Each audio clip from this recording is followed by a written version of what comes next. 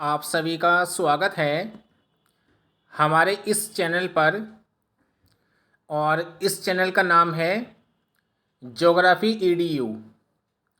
और इस चैनल के माध्यम से केवल ज्योग्राफी की वीडियो ही प्रोवाइड की जाती हैं।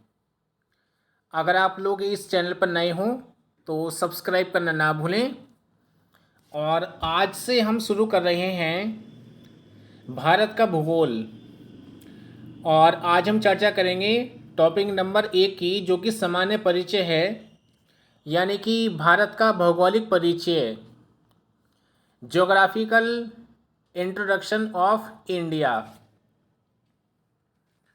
तो देखिए, शुरुआत करने जा रहे हैं हम। पहला पॉइंट है, यानी कि भारत जो है एशिया महाद्वीप में अवस्थित है। यानी कि किस महाद्वीप में है भारत? एशिया महाद्वीप में। अगला पॉइंट है, एक दक्षिण एशियाई देश भी है, यानी कि दक्षिण एशिया में अवस्थित है भारत की स्थिति।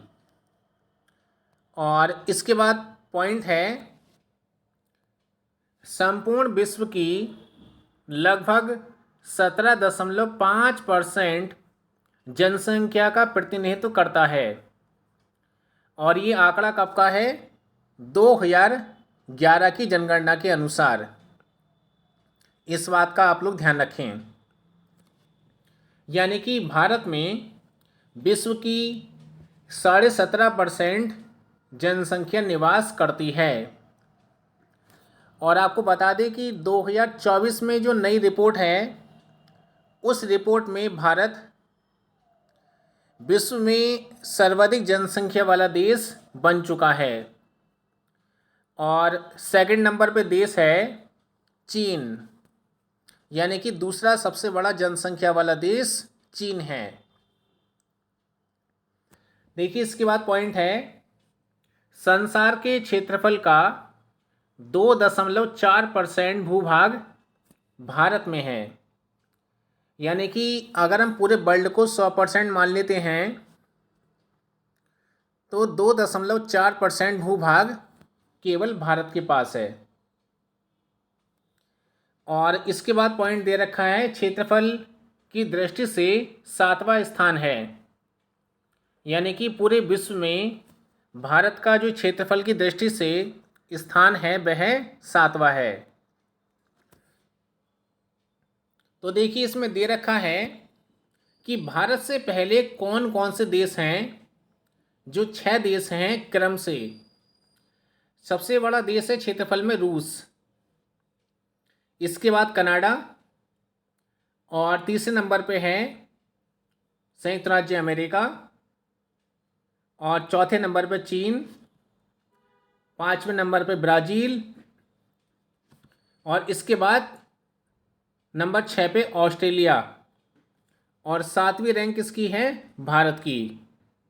तो ये पूरे क्रम से लिखे हुए हैं, ये आपको पता होनी चाहिए सभी बातें, क्योंकि इस प्रकार के क्वेश्चन प्रतियोगी परीक्षाओं में पूछे जाते हैं। अगर आपको वीडियो अच्छा लगे तो आप लोग लाइक करना ना भूलें हमारे इस वीडियो को।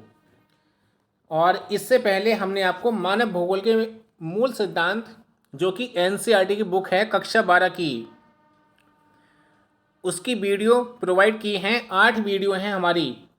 अगर आपने नहीं देखी है तो आप लोग प्ले लिस्ट में जाकर उन वीडियो को जरूर देख लें। तो देखिए, आज हम बात कर रहे हैं इस वीडियो में भारत का भौगोलिक परिचय। कल हम लेकर आएंगे अगली वीडियो। इसके बाद भारत के संदर्भ में ही सेकंड वीडियो आपको मिलेगी इसी चैनल के माध्यम से। तो देखिए, इसके बाद पॉइंट लिखा है, भौगोलिक आकृति। यानी कि भारत की भौगोलिक आकृति कैसी है? चतुष्कोणीय है। इस बात का आप लोग ध्यान रखें। चतुष्कोणीय कैसे होती देखिए आप लोग, ठीक है, इस टाइप से ये चतुष्कोणीय है आकृति, जैसे कि भारत के संदर्भ में बताई गई है। इसके बाद है अवस्थिति, यानी कि इसकी लोकेशन कहाँ पर है भारत की? तो भारत है हिंद महासागर के उत्तर में। इस बात का आप लोग ध्यान रखें, हिंद महासागर के उत्तर में भारत है। अभी आपको एक बोर्ड पे बता देंगे हम कैसे हैं, सभी क्वेश्चन आपको क्लियर हो जाएंगे। और इसके बाद क्वेश्चन है, इसमें पॉइंट बना के दे रखा है कुल क्षेत्रफल, यानी कि भारत का क्षेत्रफल कितना है। 32,87,263 वर्ग किलोमीटर है भारत का क्षेत्रफल। और इसके बाद दे रखा है मुख्य भूमि का विस्तार, यानी कि जो मुख्य भूमि है भारत की, इसका विस्तार उत्तर से दक्षिण 3,214 किलोमीटर और पूरब से पश्चिम 2,933 किलोमीटर बताया गया है। और इसके बाद है देशांतर विस्तार, यानी कि देशांतर के संदर्भ में अगर हम देखें भारत को, तो भारत जो है पूर्वी गोलार्ध में आता है। इस बात का आप लोग ध्यान रखें। देखिए इन सभी चीज़ों को समझते हैं आगे। ऐसे मान लीजिए आप लोग कि हम आपको पहले समझा देते हैं इसमें गोलार्ध के बारे में कि उत्तरी गोलार्ध कैसे हैं और दक्षिणी गोलार्ध और पूर्वी गोलार्ध और पश्चिमी गोलार्ध।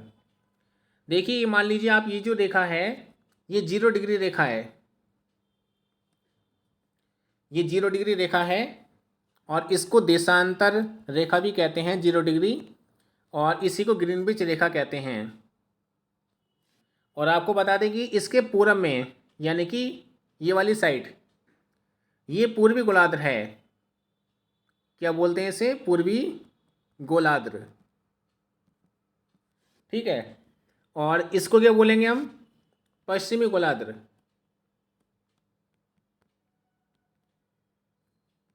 इस बात का आप लोग ध्यान रखें, यानी कि ये रेखा जो ग्रीनविच रेखा है 0 डिग्री वाली, इसके पूरब में पूर्वी गोलार्ध और पश्चिम में पश्चिमी गोलार्ध है। अब देखिए भारत कहाँ पर है इसमें? अगर हम बीच में एक भूमध्य रेखा मान लें तो भारत की स्थिति यहाँ पर है। अब इसको भी समझ लेते हैं। मान लीजिए भूमध्य रेखा है, कितने डिग्री पर है? 0 डिग्री पर। इसे भूमध्य रेखा, विषुवत रेखा, इक्वेटर आदि नामों से जाना जाता है। अब इसके उत्तर वाला जो पार्ट है ये कहलाता है उत्तरी गोलार्ध, ठीक है। और नीचे वाला हिस्सा है दक्षिण वाला दक्षिणी गोलार्ध। इस बात का आप लोग ध्यान रखें। अब देखिए दोबारा समझिए आप इस चीज़ को।